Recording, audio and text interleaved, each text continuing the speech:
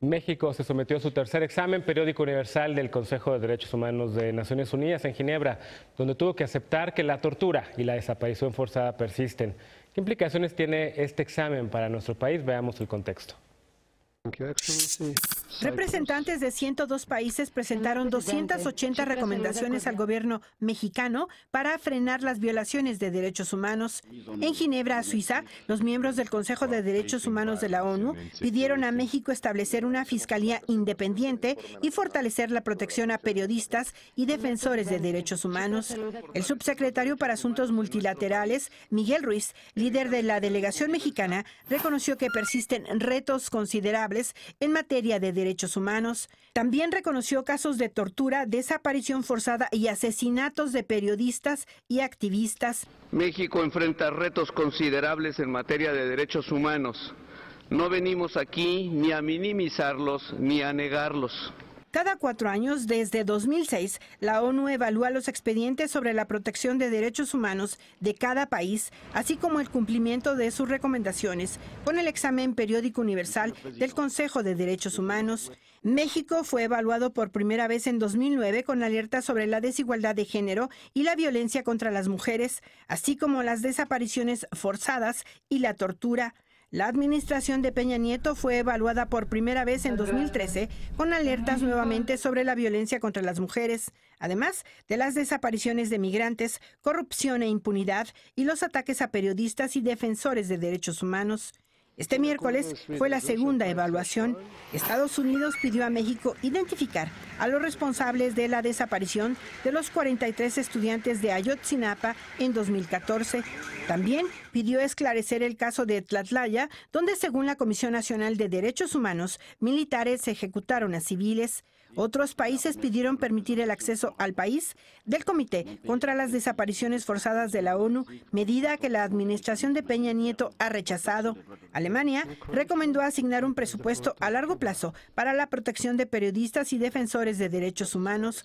La organización Artículo 19 ha reportado el asesinato de 54 periodistas desde 2012. El 99.2% de las investigaciones permanece en impunidad. Más de 200 organizaciones civiles en México consideran esta evaluación como reprobatoria para la administración de Peña Nieto. A partir de la comparecencia, el Consejo de Derechos Humanos de la ONU presentará una serie de nuevas recomendaciones que deberá responder el gobierno mexicano en marzo próximo. Punto y contrapunto.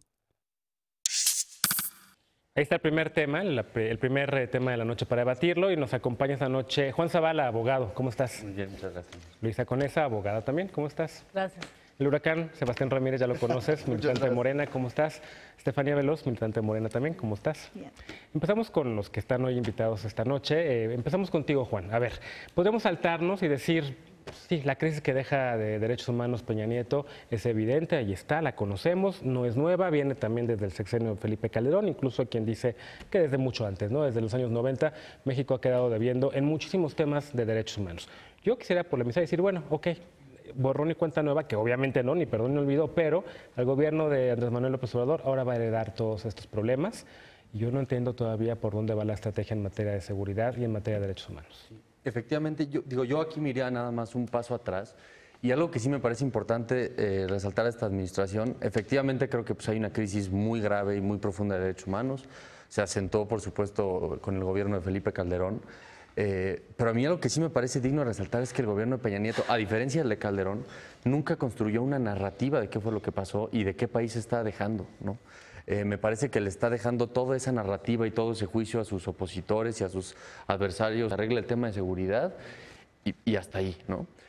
Pasando al gobierno que está por empezar, digo que ya empezó hace mucho, pero que toma posición el 1 de diciembre, yo veo poca claridad de qué hacer en el tema de seguridad, que es el tema, yo creo que más importante de los próximos 6 años, a pesar de que hemos estado discutiendo las comisiones, que si se reducen las comisiones de los bancos, el aeropuerto, etcétera, marihuana, el tema de los homosexuales en el Senado, Creo que el tema más importante por el país pasa por el tema de seguridad, y ahí yo no veo que Andrés Manuel López Obrador tenga una estrategia clara. Un día apuesta por la Guardia Nacional, otro día dice que va a retirar a los militares. Creo que no ha tenido una posición clara en lo que está pronto a discutir la Suprema Corte, que es la Ley de Seguridad Interior. Durazo se ha contradicho sistemáticamente respecto de qué va a hacer, si se va a hacer esta Guardia Nacional o no. Yo ahí no veo mucha claridad. Yo veía más claridad del gobierno del presidente Peña Nieto cuando llegaron, y yo no veo muchos gestos alentadores desde la próxima Secretaría de Seguridad Pública, que va a ser la próxima Secretaría de Gobernación. Lo hice un contrapunto, pero sobre todo pensando un poco también en el tema de Miguel Ruiz Cabañas, el embajador que estaba en esa sesión de Naciones Unidas, que además ha trabajado para todos los gobiernos de este país como funcionario del Servicio Exterior mexicano. Pues él ha dicho, el gobierno mexicano, el Estado mexicano ha cumplido con sus compromisos en materia de derechos humanos, recibió a los investigadores del caso de Ayotzinapa, pues hemos estado ahí, digamos un poco por poner, como no hay nadie del PRI esta noche, pues vamos a poner un poquito la defensa, digamos, por allí. ¿Cómo lo ves? O sea, que defienda yo al gobierno, no. Ahí sí no. Pero... a lo que ha hecho el Estado mexicano en defensa de los derechos humanos. No, pues yo creo que falta muchísimo. O sea, particularmente en el tema de violencia, sabes que mi tema central es guerra contra las drogas, sí, y esto pues está en el corazón, ¿no?, de la cuestión.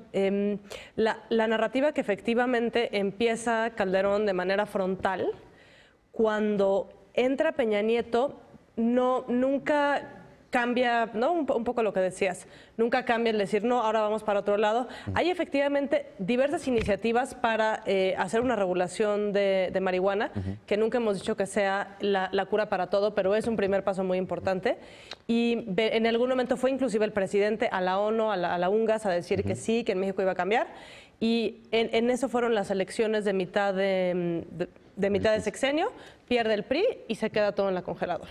Y lo que termina pasando es una ley mínima en materia de cannabis medicinal que ni siquiera se ha implementado porque nunca se puso el reglamento. Pero hay quien dice que con regular la marihuana no se acaba la crisis de derechos humanos, que es ahorita lo que hacemos con el tema. O sea, no nada más la guerra contra las drogas ha sido lo único que ha desatado la crisis de derechos humanos. Hay muchos otros temas, ¿no? Claro, no, pero yo creo que el tema de la guerra contra las drogas, o sea, sí es un punto central, porque de ahí, como en efecto cascada, tienes una cosa muy simple que es escasez de recursos, están encaminados a perseguir consumidores, ¿no? Luego, cuando tienes una política prohibicionista, como la que tienes, y después cuando es una guerra contra los narcotraficantes, ellos se arman en contra tuyo, que es lo que ha pasado. Claro. Y después tienes todo este dinero en efectivo, ¿no?, o sea, que es lo propio del narco, que entra al sistema vía corrupción. Entonces, a mí sí me parece que eso está en el corazón. Y luego, además, obviamente, pues tienes las cadenas de corrupción, las omisiones de las autoridades, la ineptitud, y lo que lleva... Que van creando también esta crisis, ¿no? Quería darle la voz a Estefanía, pero el huracán Ramírez tenía la mano levantada de hace rato. A ver, vas. Sí, fíjate que muy interesante que hoy vamos a discutir esto en el contexto de que hoy sucedieron dos cosas en el país. Sí. Uno es que nos este tema de que la diputada de Morena, Carmen Medel, se entera en la Cámara que su hija fue asesinada. Es decir, cómo la violencia irrumpe en el seno mismo de las instituciones. Pablo Gómez dice que en efecto es una evidencia de lo mal que está el país y que había tocado ahora a la Cámara. Y la otra, Felipe Calderón anuncia que va a comenzar un nuevo partido político en defensa del Estado de Derecho. Y yo quiero que, es que a mí me parece importante, porque de pronto hablamos de las crisis de derechos humanos, de lo que dicen los organismos internacionales, y nos falta aterrizarlo, humanizarlo, ¿sí? Es decir, crisis de derechos humanos es lo que Cepeda Patterson hace unos días en su texto del País hablaba como personas que están robándose los cables de cobre de las escuelas en Jalisco. Son miles de desaparecidos, es mucho, mucho, mucho dolor. Y creo que este país tiene que terminar de preguntarse por qué nos pasó eso. Y para mí sí es clave que todo el mundo tengamos claro que esto que nos ha pasado no es obra de que Dios se enojó, no es la mala fortuna, no es la actuación incorrecta de ciertas autoridades, sino que hay decisiones políticas que se han tomado hace años, primero con el tema de la guerra y luego con las estrategias de Enrique Peña Nieto, que nos han llevado a una crisis donde el país está hecho pedazos. Entonces, es muy fuerte que a veces desvinculemos las crisis internacionales de las decisiones políticas. Yo no sé si el gobierno de López Obrador va a poder solucionar por completo todo. Es más, te digo, no. Esto no se va a resolver en 6 ni en 12. Desgraciadamente es tal el dolor que hay que quizá nos cueste 30 o 40 años. Lo importante es qué decisiones políticas tomamos, para qué consecuencias vamos a obtener. A Colombia le ha costado más de 3 décadas incluso llegar a un consenso de un proceso de paz que ni siquiera es completo y ni todavía. siquiera está completo todavía, ¿no? Llevan más de 3 décadas. Pero hay muchas expectativas en el gobierno de López Obrador, hay muchas expectativas en Alejandro Encinas, el próximo subsecretario de Derechos Humanos, y en muchas de las promesas de campaña, ¿no? Va a pacificar al país, Estefanía. Bueno, yo creo que, retomando lo que decía Sebastián, pues también para un país que le gusta quedar bien en el extranjero, pues lo están haciendo muy mal. O sea, creo que también hay que decir que se hicieron recomendaciones sobre el aborto, por ejemplo, sobre la discriminación en México, y fueron países, por ejemplo, El Salvador. En esta sesión de Ginebra, ¿no? En esta sesión, llegó con un bloque así. Esta es mi recomendación para ti, y es El Salvador, o sea, por favor. Pero creo que es importante retomar eso porque parece que no nos damos cuenta que todo el mundo se está dando cuenta de que México no está bien, y a Calderón le importó un pepino y a Peña Nieto le importó 3 veces menos, porque ya van 9 años de esto y parece que no ha cambiado nada. Entonces yo creo que sí, Andrés Manuel ha sido muy claro en que esto hay que cambiarlo por una cuestión de voluntad política, y creo que todo esto se resuelve con voluntad política. A ver, Esferita, ¿no? El próximo año. No, se somete cada 3 años el examen, digamos, del Consejo de Derechos Humanos. Le va a tocar a Andrés Manuel también estar sentado y a funcionarios del gobierno mexicano que a lo mejor tampoco van a pasar la prueba. Probablemente curar la institucionalidad nos lleve décadas. No, o sea, terminar de resolver, tener policías que no violen los derechos humanos, fiscalías eficientes, que hagan buenas investigaciones. Sí, militares, una de las recomendaciones. Militares que no desaparezcan, etcétera. Probablemente nos va a costar, y sobre todo resolver el dolor de este país nos va a costar 30, 40 años. Lo que importa es que construyamos el consenso como sociedad de que esto ya no es lo que queremos. Que todos le pongamos lo mejor de nosotros a construir la paz. Sí, pero, a ver, creo que el consenso está, nadie quiere ya esto, nada más que no sabemos cómo. No coincido contigo, Genaro. Yo creo que hay gente, hay fuerzas políticas que prefieren mantener la guerra, que hay fuerzas políticas que se enriquecen de la guerra y de este tipo de políticas de seguridad. Pero no ha sido incluso rentable electoralmente, ¿no? O sea, los presidentes que han hecho y llevado a cabo, continuado con esa estrategia, pues no han sido exitosos electoralmente. Yo creo que si no se replantean justamente de qué se está haciendo bien, qué está haciendo mal, pues van a seguir enfrentando un veredicto. Hoy en día ya no reivindican la guerra, pero ve cómo torpedean el proceso de paz. Es decir, hay una oferta de amnistía que no necesariamente tiene que ser total, y entonces lo que viene es Wallace y grupos muy radicales a torpedear y a decir, quiere soltar a los violadores y exacerbar el dolor, etcétera. Con paparruchas, ¿no? Con mentiras falsas. Como en Colombia, la paz todavía tiene adversarios. Claro. A ver. Sí, no, yo creo que el proceso transicional en México es ya urgente, ¿no? O sea, pero un poco para entender bien la transición, pues justo tenemos que tener un plan de hacia qué estamos transicionando, ¿no? Y creo que ahí es de repente, o sea, que a Durazo ha faltado cabeza, de repente hay unas voces, luego Loreta, luego la ministra. O sea, si no está claro el parece gabinete que no hay de seguridad. una claridad, ¿no? hacia dónde vamos. Pero o sea, sin duda, el replantearse el esquema del perdón es esencial.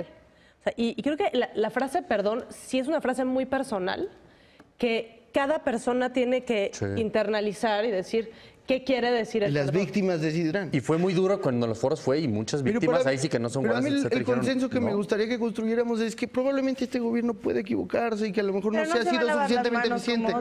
Y sobre todo, el tema de construir la paz no es problema del gobierno de López Obrador. Es de todos. El problema de construir la paz tiene que ser de todos. Y sí necesitamos eliminar de la voz pública a las voces que lo que quieren es exacerbar el dolor, el conflicto y las políticas que generan las violaciones a los derechos humanos. Bueno, yo no diría eliminar del debate público porque siempre que dice eliminar del debate ya es la tentación de la dictadura, pero sin duda, o sea, contrarrestar con argumentos. A ver, en Alemania no está permitido que haya un partido nazi. Es decir, a quien celebra la muerte, a quien celebra el odio, Sí. yo creo que sí hay que limitarle el espacio público. Sí, no, pero, o sea, Son voces pero- que no contribuyen a la paz, No, y sí las hay en no, México claro, o sea, pero todavía. si tienes como, o sea, gente como, o sea, como la Wallace, o sea, que o sea, es una voz, pero tampoco es una voz de discurso de odio, de genocidio. O sea, creo que ese sí es un De grado... odio sí, no, de odio sí. No, pero, o sea, pero discurso de odio en sentido estricto, o sea, Sí, de eliminar gente de otra raza, de te de- invito a cometer... No, puede ser muy tonto y muy Así es. primitivo, Pero ¿no? Muy peligroso. Es tribal. igual de peligroso. Puede no parecerte Yo creo que- completa, integral. Ahora, sí me parece que Hay gente que está a favor de la pena de muerte. la pedagogía detrás de Wallace yo sí creo que es compartida por mucha gente en este país. Y creo que eso pasa.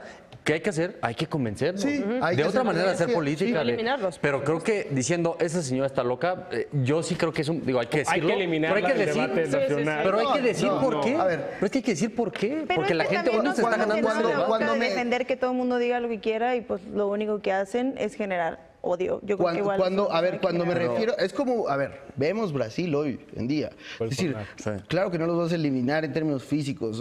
Claro que no estoy hablando de eso.